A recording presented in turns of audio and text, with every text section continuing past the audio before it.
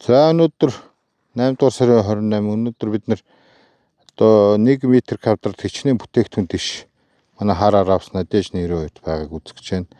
За одоо манай үргэлжлэгч бол үргэлжлэгчийн өргөн 23.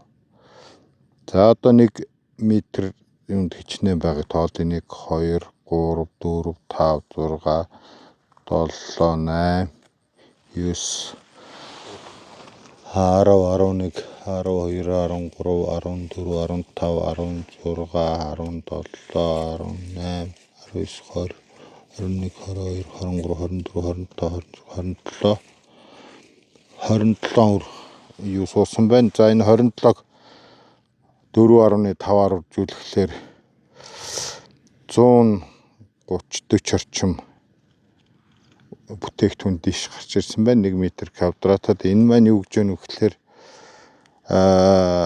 соёол нэг бид нэр 200 ширхгээр бодож хийсэн уг нь гэхдээ соёолтууд 70% тай бүтээгдэхүүн дэшийн 70% тай гарч ирсэн байна.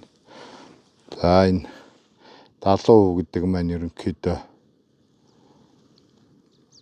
энэ 70% соёолттой гарч ирэхлээр ерөнхийдөө бол энэ иш үр арай бага суухлаар иш бүдүүн байд юм байна.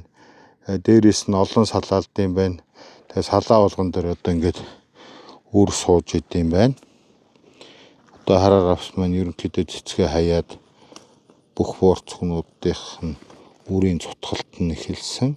За энэ цэцгээ хайжсан байна. Тэгээд үндсэндээ ургац ус гайгүй авах болов гэсэн таамаг байна. За бүр зарим газар дээр 120 110 ширхэг бүтээгдэхүүн дэш байна. Тэрүүн дээр бол бүр өргөн бүдүүн дэш гарч ирсэн. Тэр болгон дээр олон салаасан салаа болгон дээр буурцх суусан буурцгуудын дээр үрсүүлсэн байна. За тэгээ манай энд бид одоо ямар ч байсан хордон шавж байхгүй байгаа нь 2-3 удаагийн инстинкцэд хэрэгэлсэн өвчин байхгүй байна. Энэ пункцэд хэрэгэлсэн. За тэгээд 3 удаа борцсон, нэг шингэн бордгоор хийсэн гэдэг энэ жилийн талбай бас хичнээн центнер авах нь гэдгийг та бүхэн дараа үзүүлэх болно.